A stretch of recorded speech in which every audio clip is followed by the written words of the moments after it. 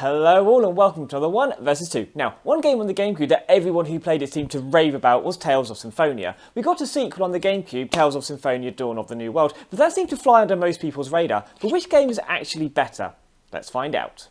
This comparison has been a long time in the planning stage. I first played Tales of Symphonia in the much simpler time of mid-2018 and was planning on playing the sequel, but for some reason it was about 2 years later when I decided to play it. By that point I'd forgotten so much about the first game, I decided to replay it and then started playing the sequel towards the end of 2000. Upon completing the game, I had the usual panic. I have no idea which game I prefer. As usual, we're going to be looking at both games in several areas. I want to point to whichever game does it best and see which game has the highest score at the end. Both games were ported to other consoles, but for this we're looking purely at the GameCube and Wii releases. I'll keep it as spoiler free as possible while I can, and we're specifically talking about the plots. I will give a spoiler warning, but seeing as Dawn of the New World takes place 2 years after the events of the first game, it'll be difficult to talk about that game in detail without inadvertently revealing what happens at the end of the first game. Then again, the games are pretty old, so meh.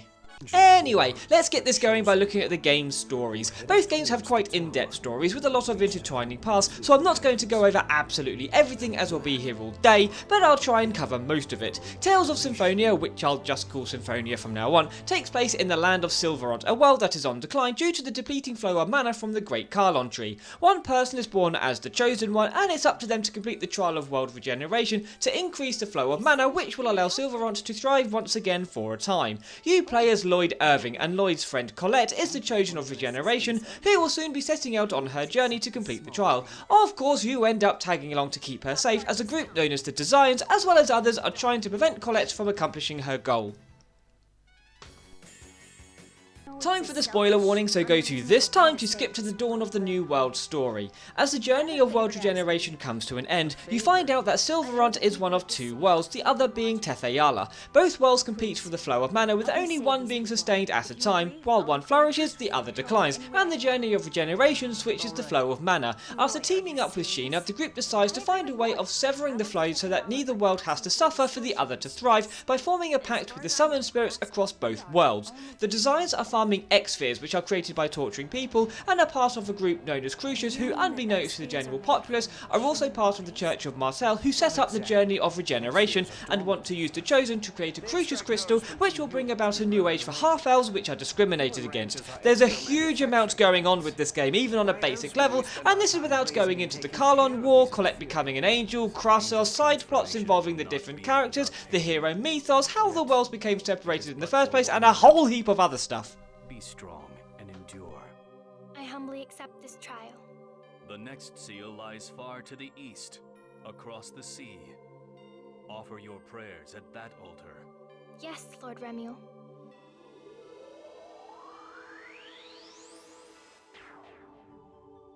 Seeing as Tales of Symphonia Dawn of the New World, which I'm just going to call New World from now on, takes place 2 years after the events of Symphonia, I'll try and do this part without any spoilers for either game. Mana is spiralling out of control and strange things are happening, like snow in the desert. You play as Emil and team up with Richter, but when he attacks a woman called Marta, Emil forms a pact with Tenebrae, a centurion, which makes Emil a knight of Ratatosk, giving him the strength to be able to protect Marta. Emil teams up with Marta and Tenebrae to investigate what's going on and put things right. Ratatosk is a summoned spirit who has fallen into a deep sleep, and this is what is causing the problems with nature around the world. His servants are the 8 centurions, and by awakening all of them, they can awaken Ratatosk. Here comes the part involving spoilers for both games, so go to this time to go straight to the verdict. Will be thrown off balance and destroy the world. For instance, Ratatosk's sleep is the reason why Lake Sinoa has dried up. And without him around to oversee things, most monsters have cut ties with the centurions they serve. Gotta do a bit of backpedaling. During Symphonia, you learn that Silveront and Tethe'alla used to be one world until the end of the Carlon War, when Mythos separated them. After forming a pact with all the summoned spirits, the Carlon Tree goes nuts and is stopped by the Mana Cannon, a weapon created during the Carlon War. At the end of the game, Lloyd is able to fuse the two worlds back together and plant the seed for a new tree which will keep the world sustained. Problem is, the people of Tethe'alla, who are used to living in a thriving world, look down on those from the less advanced Silveront. The Vanguard, a group of people from Silveront, is formed to fight back against the Tethe'allan and anyone who aids Tethe'alla, including Colette, which doesn't go down well with Lloyd. Who did you say is going to kill you? Lloyd Irving!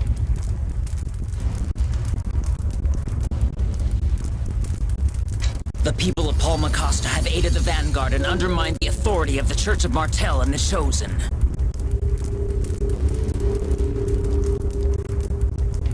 The punishment for this crime is death! Lloyd is looking for the Centurion's course, as are several others, including the Vanguard. Ratatosk is the summon spirit for the previous tree, and his core has been implanted onto Marta's forehead. As you travel around looking for the other cores, you keep getting mistaken for a person called Asta and constantly run into members of the Vanguard. You find out Richter set up the Vanguard and the current leader, Brute, is Marta's father, who has become corrupted by the influence of a Centurion's core and wants to revive the Silverant dynasty, which fell 800 years ago. It was a member of the Vanguard posing as Lloyd that did all the things Lloyd is being blamed for. Asta was a friend of Richter, both researching mana, who found out about Ratatosk. They asked him to get his Centurions to reform the mana of the newly unified world, and he agreed, but also told them to kill everyone as revenge for killing his tree. Ratatosk killed Asta, and when Richter tried to slay Ratatosk, he was taken away by Tenebrae to recover, creating a host body and giving it false memories. That creation is Emil. It is discovered that Ratatosk is the guardian of a gate that separates their world from the demon world, but as Ratatosk hasn't been there, the demons are trying to break through. At the final confrontation against Richter, he sacrifices himself so the door can remain sealed. Ratatosk agrees to stay behind as well to help him and allows Emil to become his own person. Then I'd be willing to help you as well. As I mentioned before, there's a lot more to both game stories. Some things I will cover as part of upcoming subjects, but it's safe to say it's quite difficult to fully follow and understand everything that's going on and how all the little things link together. Both games have pretty good plots, but the first game just edges in there. The story with Ratatosk, the Vanguard, the nature problems, and everything else is great, but starting off trying to save the world only for there to be so much more at stake gives Tales of Symphonia the point.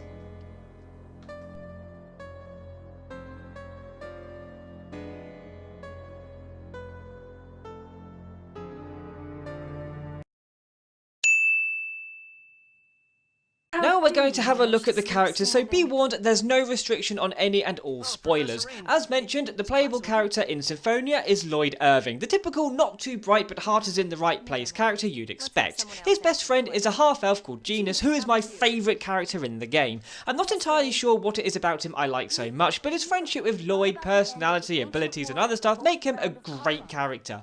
As usual, you start out with a small group of characters, including Colette and Kratos, insert God of War joke here, but as you progress, more people join the team, with most having some sort of personal reason for joining, like Regal, a criminal who's been accused of murder, and while he admits he did do it, you find out his victim was the love of his life, who was experimented on by the Designs in their X-Spheres experiments. She was turned into a monster and Regal killed her to save her from what she's become. Everything fits in really well with the overarching story, and I even really like Tethe'alla's chosen, Zelos. Yes, of course. Well then, I'll see you again.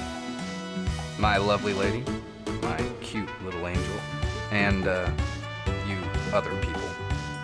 He seems like the sort of person I should hate. He's shallow, egotistical, womanizing and a general schmuck, but he has some of the most hilarious lines and scenes in the game, and his flaws aren't put up with by the other characters. The only character I didn't like was Genus's sister, Rain, who I nicknamed the bitch. She's a scholar, but she's very happy to clout someone when it's deserved, but there are times when it really isn't deserved and she was just being a bitch. Then again, it was normally Genus that was the one getting clouted, even when he says something nice about her, so maybe I'm just a little bit bias. Throughout the game there are several hundred skits, conversations between characters which develop their relationships, help you to get to know them better and get a better understanding of why they are doing what they are. They are completely optional, but I quite like them. One of my favourites was when we had to climb back up a tower we had climbed earlier in the game, and Lloyd complains about having to do this again, and that it's a shame there's no option to get back up there quickly, like having a quick jump option.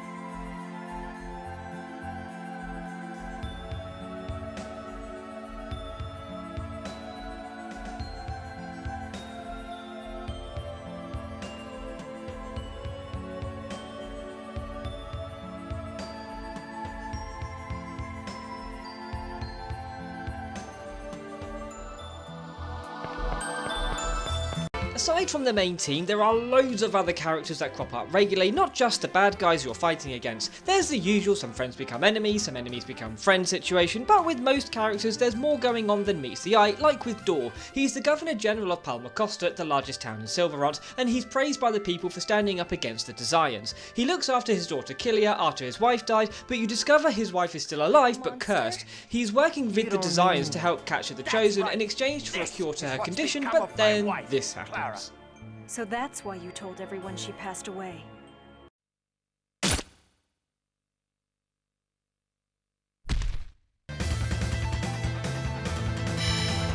I am a servant of Pronima, leader of the 5 Grand Cardinals who rule over the Desians.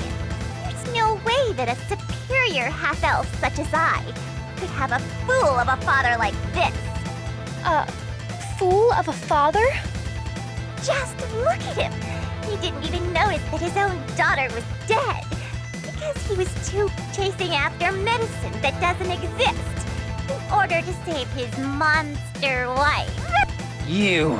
There are a lot of great characters in the game, and luckily they usually appear multiple times, and even better, some also appear in New World. As Emil's parents were killed at the start of the game, he goes to live with his aunt and uncle who are rather abusive, and he ends up having all confidence almost literally beaten out of him, so he's a very timid character. Meeting Victor and Marta help, and then when he makes the pact with Tenebrae to become a knight of Ratatosk, he gains Ratatosk mode, and this personality becomes more and more prevalent as the game progresses.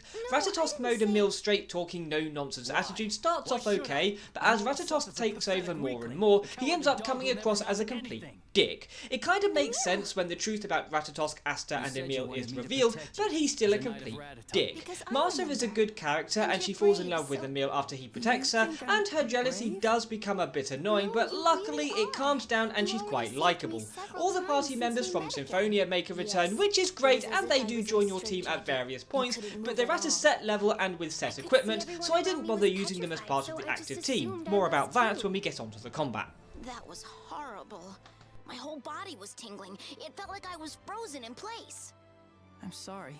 It's my fault. One character I ended up liking a lot more than I thought I would was Tenebrae. He reminded me a lot of Dromark from Xenoblade Chronicles 2. Tenebrae's stuffy, better than everyone else attitude kind of put me off him at first, and I regularly thought he's no Dromark, but as the game progressed his sense of humour came through and his interactions with the other characters made him a much more fleshed out character, and he probably ended up becoming my favourite character in the game.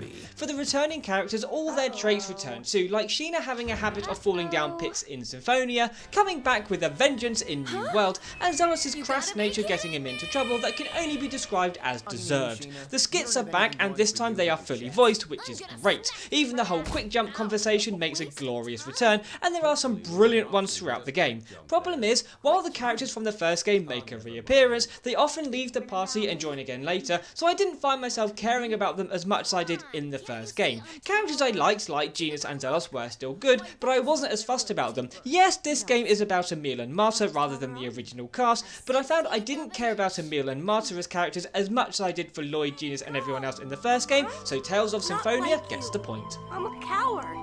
When it comes down to it, my body starts shaking. I don't want you to see me looking pathetic in the end. Genus! Go! I said go! You fool! You are my best friend, Lloyd.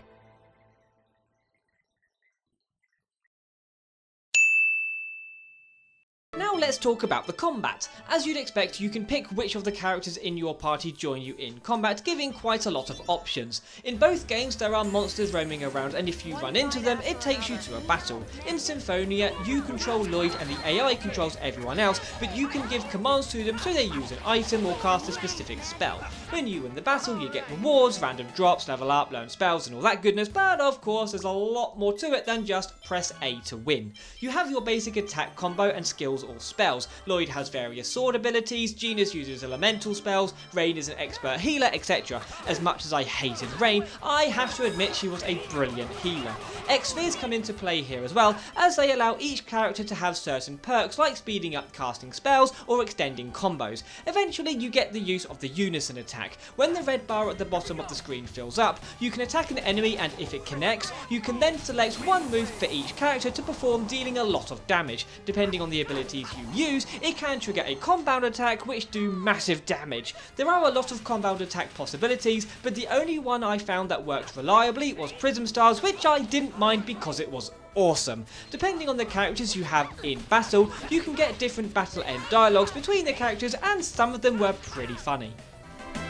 Colette, need cure for poison. I'm fine. I'm not poisoned. Oh, I mean, me. In New World, you mainly use Emil and Marta and can use all the characters from Symphonia as and when they're part of the team, but as I mentioned, they can't be leveled up, so I didn't see much point in using them. Instead, you can make the defeated enemies join the team and participate in combat, a bit like Pokemon, but this is where things get complicated. Just like with Symphonia, you have the basic combo, abilities, skills and all that. There's also the Unison Attack, but it all depends on the elemental table in the bottom left corner. Whenever an elemental ability is used, the corresponding element appears in one of the 5 outer nodes. If you have 3 of the same type, it makes the inner node become that element. When you defeat an enemy, if you have at least 4 nodes of the same element, you will then get the opportunity to form a pact with them, and they can then join your team. Every character and enemy has an element assigned to them, and when you do a Unison Attack, anyone whose element matches the elements on the elemental grid will join in, and the more nodes you have that match the participants, the more powerful the Unison Attack will be.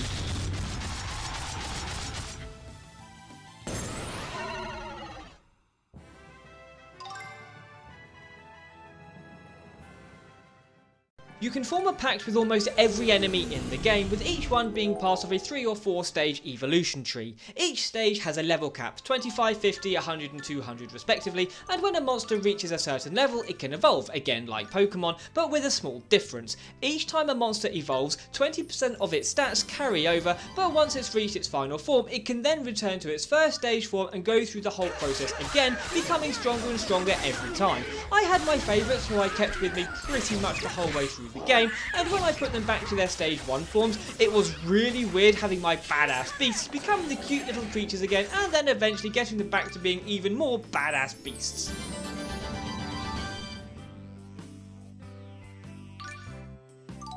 Although I liked the combat in Symphonia, having loads of creatures to make pacts with and fight alongside had so many possibilities. It was a bit confusing and daunting at first, but once I'd got the hang of it, I really enjoyed it. It's a shame you can't rename the monsters once they join you, but I'll probably try out different creatures the next time I play the game. Having the extra options makes the battle a bit more interesting, so Dawn of the New World gets the point. How could I? There's no enemy before love! So you lose if there's no love? Yes, so please tell me you love me. We can lose next time. Emil!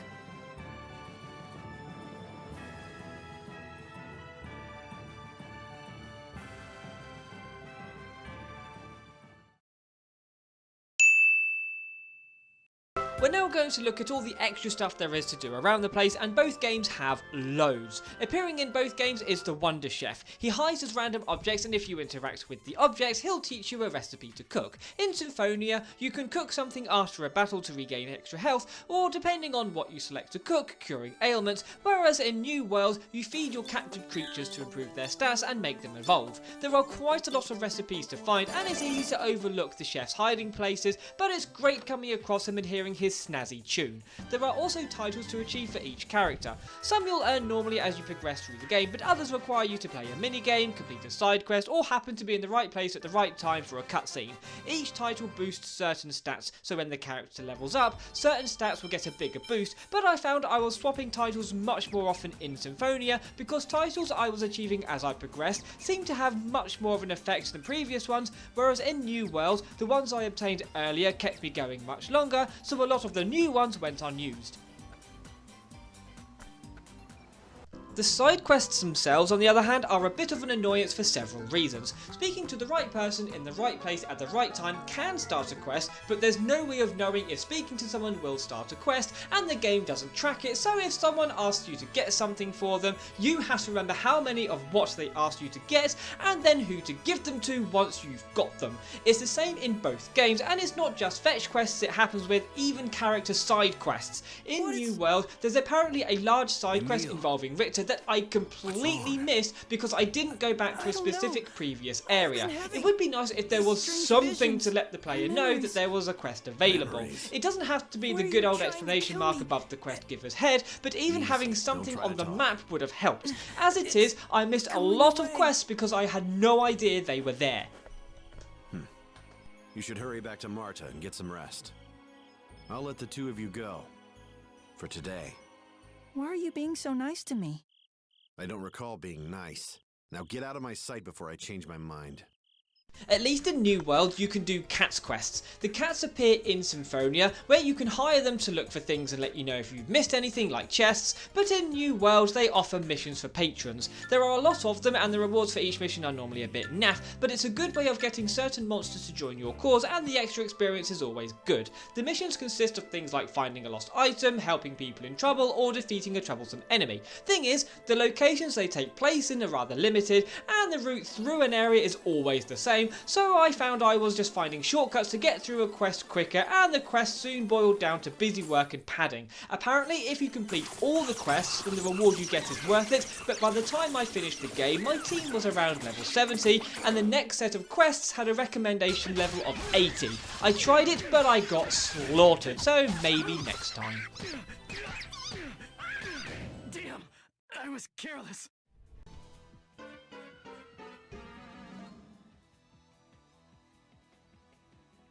One thing that was a bit of a disappointment in Symphonia was the Coliseum. You enter a tournament so that you can get somewhere else through the Coliseum, and I was hoping it would lead to a side mission or a challenge or something, but no.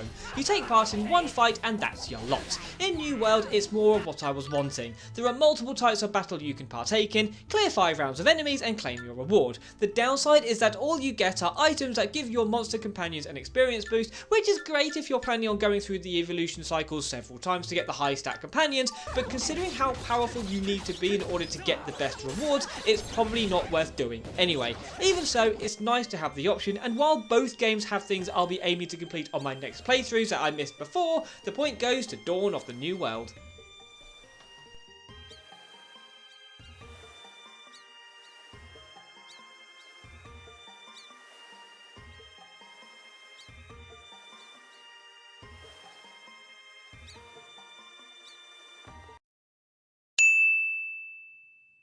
Finally, we're going to be looking at gameplay, but this will include pretty much everything that makes up the game while you're trying to save the world. The dungeons, the puzzles, the gimmicks, all that good stuff, and starting off with the overworld. In Symphonia, you start off venturing around Silverot. You're on foot, but in each area you find a tablet that enables you to ride Lloyd's pet Noish. I think it's called long range mode, but I always called it all range mode, and I don't know why you need to find a tablet before being able to ride a giant dog, but what the hell, we'll roll with it. Once the game moves to Tethe'alla, you can run around there, and there's a boat you can take to certain places, but the game really opens up when you get the Riyadhs and can fly around. Soon you can go back and forth between the two worlds, and it's great. In New World, it's just a list of places, and as you progress through the game, more places become available, but previous places can become unavailable. Eventually you get the Riyadhs and everywhere becomes available, but it's always just a list of places, which is a shame. One thing you get quite early on in both games is the Sorcerer's Ring, which is used a lot throughout both games, mainly in dungeons. Its function can change, giving it a different use depending what needs to be done, like shooting out a ball of electricity to charge power stations, shooting ice to freeze water, or fire to burn things. In Symphonia, you just face the way you want to fire, press the button, and presto. If you hit one of the enemy figures, it stuns them so you can run past without having to battle them. Nice. In New World, you may have seen the cursor pointer floating around, and that cursor is there the whole time the Wiimote is pointed at the screen, but its main use is for where the Sorcerer's Ring is aimed. You can use it to move Emil around, but that's rather annoying, so I just kept the Wiimote pointed off to the side. When you want to shoot at something, you point and click, which is fine, but there are occasions where it's a bit awkward pointing at a flat screen trying to interact with a 3D environment. The main benefit is that you can affect things from much further away, and in some of the cat quests I use that to my advantage, which really helps. If you shoot an enemy with it, it annoys them, so they run at you, which is kinda useless, except in areas where you can use the enemies to interrupt electric fences, which is great, but during my playthrough that only happened in one area, so it really wasn't that useful. That jerk! Set it on fire! Emil, burn it for her. Burn it?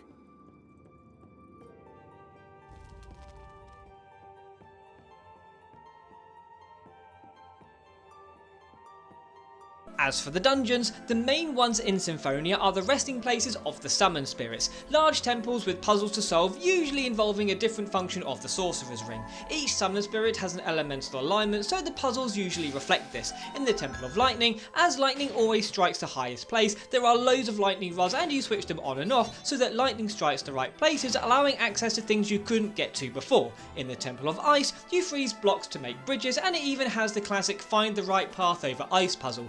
Aside from the temples, places like the human ranches run by the Desires and several other places have puzzles to solve to get through them, again making use of the Sorcerer's Ring. The puzzles aren't quite in the realm of The Legend of Zelda or Darksiders, but there are still some pretty good ones to test the old noggin, and yes, I did have to look up a few of the solutions. The activate the fans in the right order puzzle can absolutely go screw itself. In New World, as you go back to a lot of the same places due to the Centurion's cores being located in the same places as the Summon Spirits were, some puzzles are rather similar to Symphonia's, like when you go back to the Temple of Lightning and you have to do the same thing with the lightning rods. Granted, the lightning rods might be switched in different orders or accessed from a different route, but it's still mostly the same, to the point there's one of those make sure the electricity travels along a wire to the right place puzzles in both games. That being said, some temples are completely different, like the Temple of Darkness. In Symphonia, the Summon Spirit Shadow has been split up and you need to gather the segments together. There are pillars you can push and pull which affect other pillars to block off and uncover paths. As Shadow is the Summon Spirit of Darkness, he hates the light, but conveniently, the Sorcerer's Ring becomes a dark element, allowing you to put out the light, allowing the segments to follow you. Once you have them all together and you lead them to the altar room, boom, stage done, boss battle. In New World, you still have the pillars to push and pull, but this time you have to turn the lights on in order to make bridges appear that allow access to other places and eventually get into the altar room, where there's a switch that opens a door leading deeper into the temple that didn't appear in Symphonia.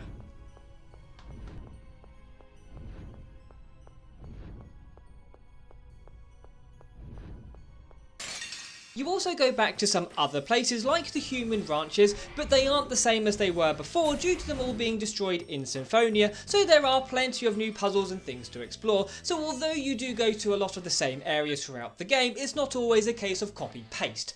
Both games have areas that don't appear in the other games, so for the most part it's not like once you've completed Symphonia, you'll just be doing everything again in New World. I found I was having to look things up a lot more in Symphonia and not just a solution to puzzles. New World was better at letting you know where you needed to go and who you needed to speak to, with occasionally even when it didn't need to.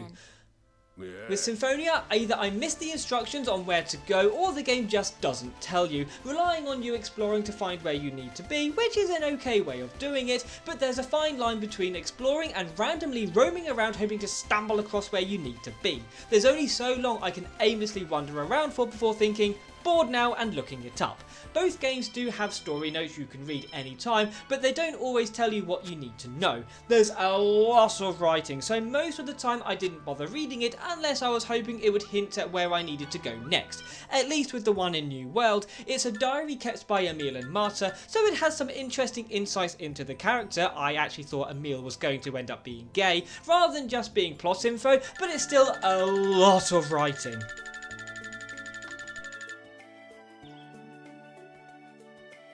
There are two things I haven't spoken about. One is the game's soundtracks. Symphonia's soundtrack is very good and a few tunes got stuck in my head, but seeing as in New World you visit a lot of the same towns and dungeons, it uses the same tunes so the soundtracks are very similar, which isn't a bad thing. It means they both have good soundtracks, but it's difficult to say which one is better when they both do the same a lot. The other thing is the voice acting, but again, a lot of characters from Symphonia are in New World, and the characters that are exclusive to one game, like Kratos and Martel in Symphonia, and Victor and Alice, who is seriously messed up, she's great, in New World, all do a decent job. Just like with the soundtracks, there's not much in it to help either game, and seeing as the point awarded for this category will declare the winner, it's quite a tough choice. Both games have their own things they do, and they both do them well, even if doing certain things isn't worth the hassle or easy to miss because there's no way of knowing it's there, but the point and the win goes to Tales of Symphonia.